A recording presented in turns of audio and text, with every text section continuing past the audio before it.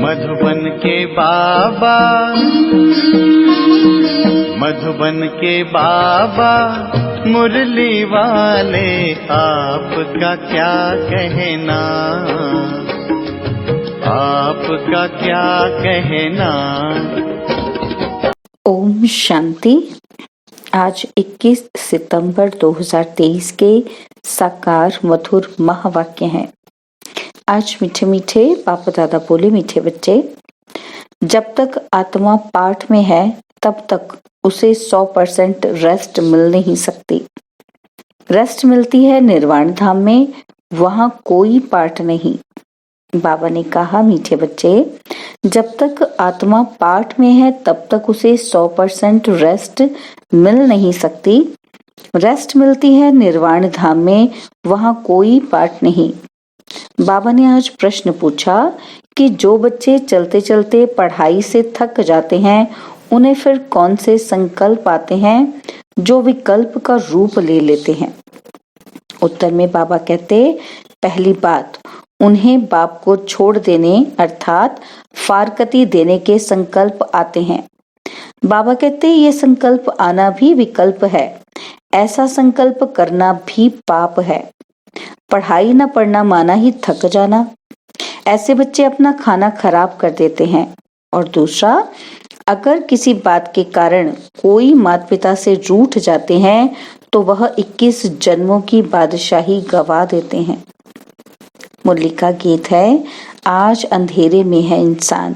ओम शांति। यह है भक्ति का गीत व प्रार्थना। किसके पास प्रार्थना करते हैं? भगवान के पास। परंतु घोर अंधेरे में होने के कारण भगवान को जानते ही नहीं, तो अब सुने कौन? जब भगवान उन्हों की पुकार सुने तब आकर ज्योति जगाए। परंतु बच्चे भगवान को जानते ही नहीं, तो सुनेंगे फिर कैसे? अभी तुम सम्मुख बैठे हो, भगवान तुमको घोर अंधेरे से घोर सोचरे में ले जा रहे हैं। गाते भी हैं, ब्रह्मा की रात और ब्रह्मा का दिन। रात में दर दर भटकते भी बहुत हैं। पहाड़ों पर, टिकाणे, मंदिरों, मस्जिदों में जाते हैं, परंतु भगवान मिलेगा कहाँ? भगवान का जन्म भी भारत में मनाते हैं, शिवरात्रि कहते हैं ना, बरोबर उनकी यादगार प्रतिमाएं भी भारत में है। परंतु समझते नहीं कि वे कब आते हैं। बिल्कुल घोर अंधेरे में है। अभी तुम घोर अंधेरे में नहीं हो, तुम नंबरवार पुरुषार्थ अनुसार सोचरे में आते जाते हो। तुम बच्चे जानते हो ये सारी सृष्टि की रचना कौन और कैसे करते हैं? तुम यहाँ आए हो ईश्वरीय विश्वविद्यालय में, जहाँ ईश्वर पढ़ाते हैं, मनुष्य से देवता बनाते हैं। यह नॉलेज तुम्हारे में भी नंबरवार समझते हैं। कोई तो अच्छी रीति समझते हैं, कोई पूरा नहीं समझने वाले भगंती हो जाते हैं, माता पिता से रूठ पड़ते हैं।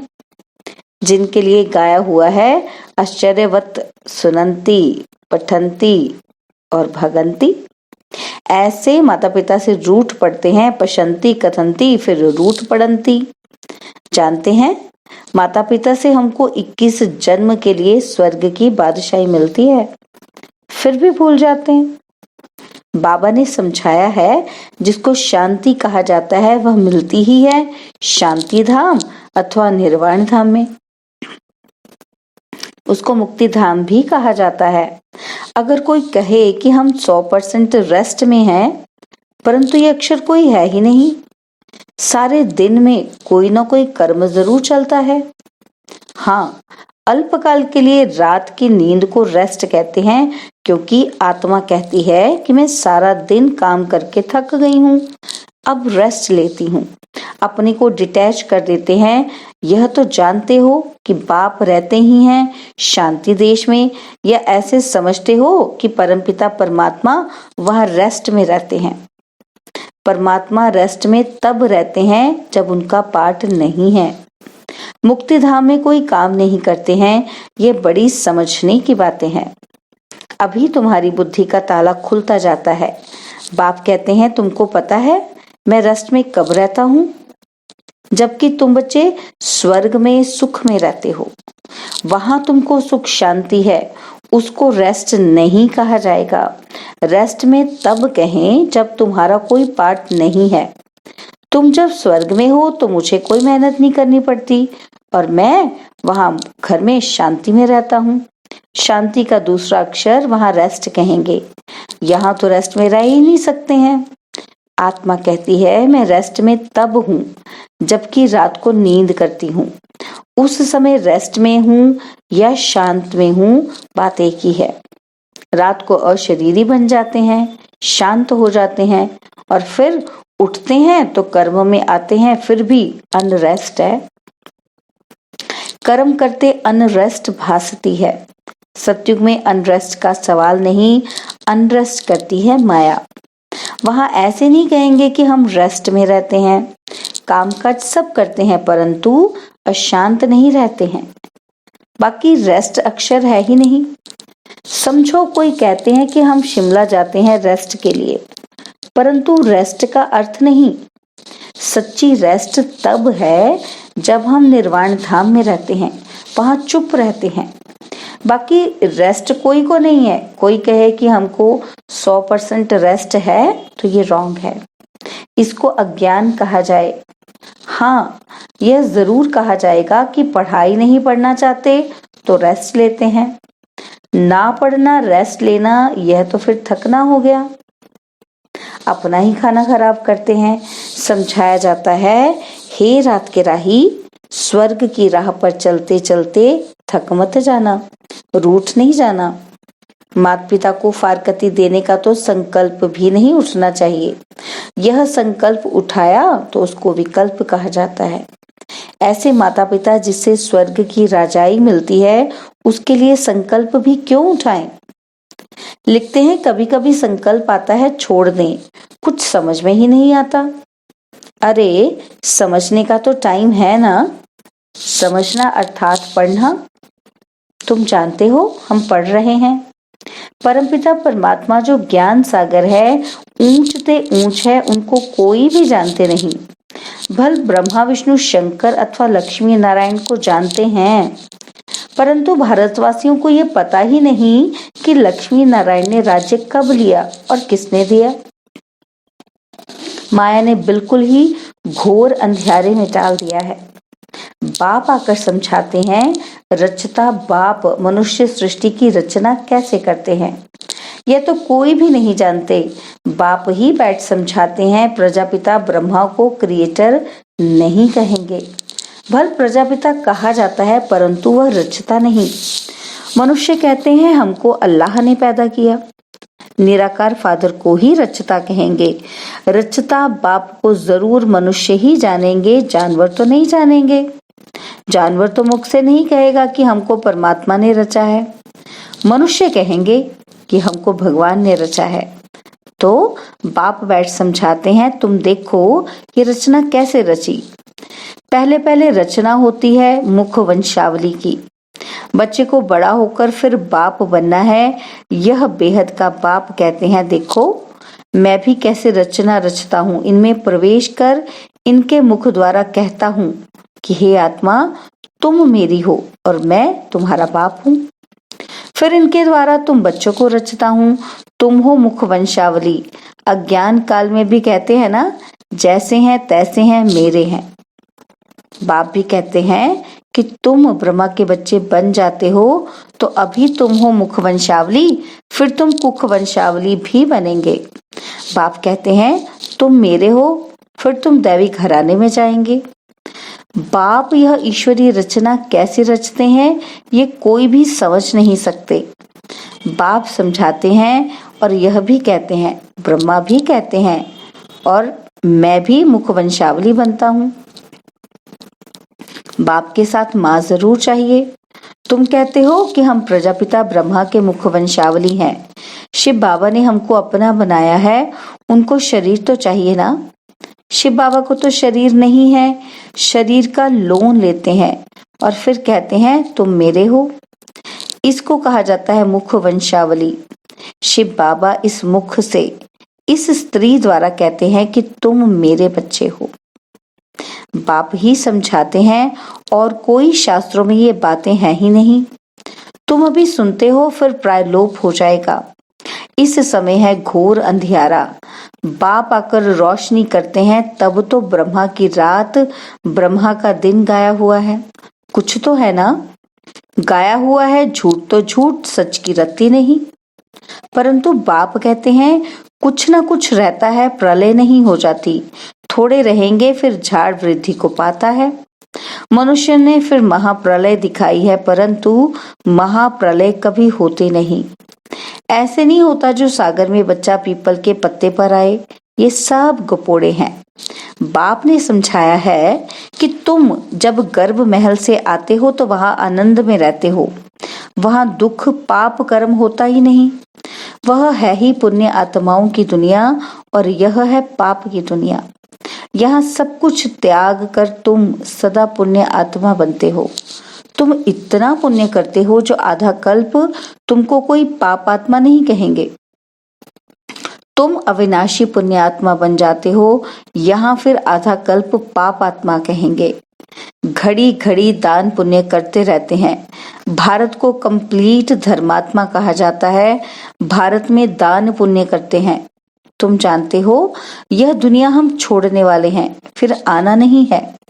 इस दुनिया की सामग्री तुम ट्रांसफर करते हो नई दुनिया के लिए। मनुष्य ईश्वर अर्पणम करते हैं, अर्थात ट्रांसफर करते हैं दूसरे जन्म के लिए। यहाँ तुम ट्रांसफर करते हो 21 जन्मों के लिए, तो बहुत चाहिए ना। तुमसे सारी किच्चड़ पट्टी लेकर नया देते हैं, पुराना लेकर सोने का देते हैं। तुम सच्चाई से बाप को देते हो, बाप भी तुमको सब कुछ देते हैं। तुम्हारा पार्ट जो चलता आया है ये ड्रामा में था, सबने घर बार छोड़ा, नहीं तो गौशाला कैसे बने। मनुष्य तो नहीं जानते भट्टी कैसे बनती है, वह तो दिखाते हैं बिल्ली के पूंगरे आदि थे।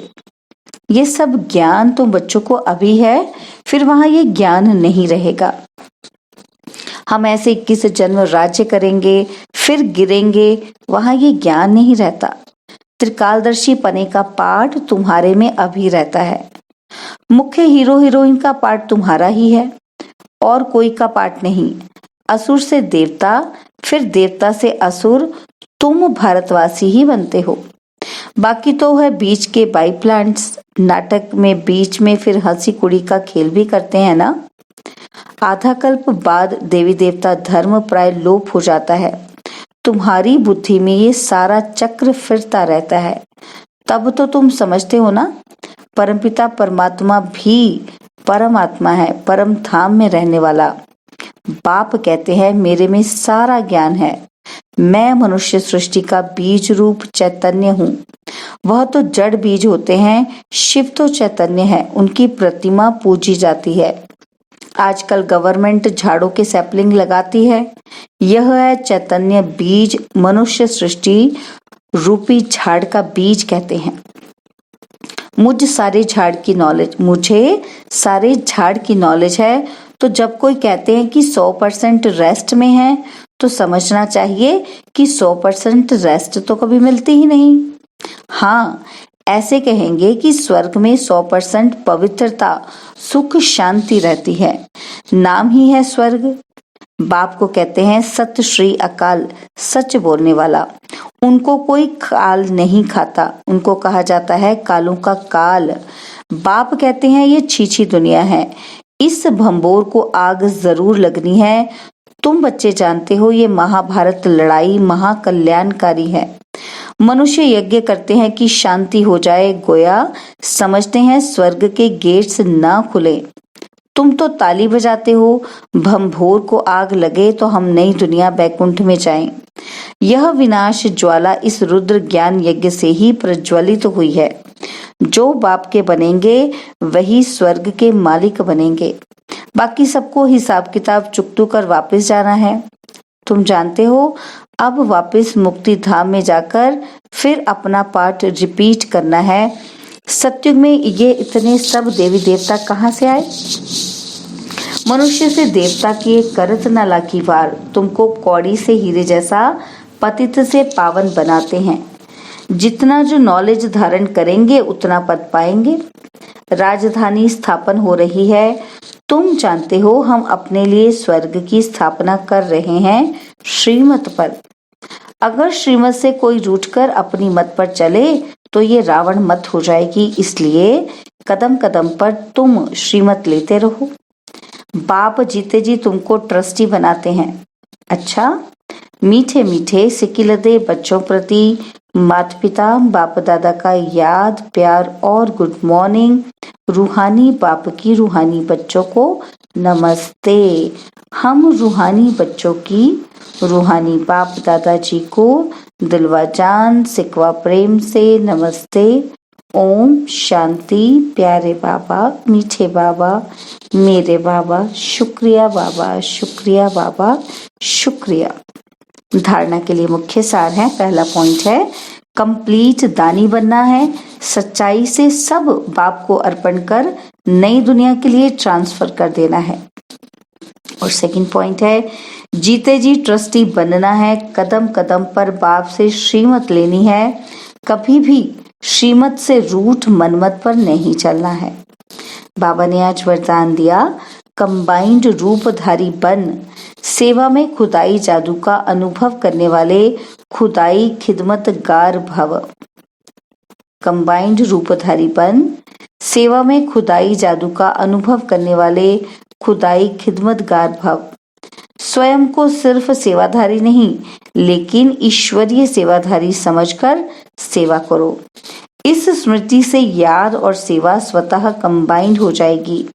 जब खुदा को खिदमत से जुदा कर देते हो तो अकेले होने के कारण सफलता की मंजिल दूर दिखाई देती है। इसलिए सिर्फ खिदमतगार नहीं लेकिन खुदाई खिदमतगार हूँ, यह नाम सदा याद रहे तो सेवा में स्वतः खुदाई जादू भर जाएगा और असंभव भी संभव हो जाएगा। स्लोगन है कर्मयोगी बनना है तो कमल आसनधारी मना न्यारे और प्यारे बनो। कर्मयोगी बनना है तो कमल आसनधारी मना न्यारे और प्यारे बनो। ओम शांति। और अब यह एक बहुत अच्छी वीडियो भी जरूर देखें।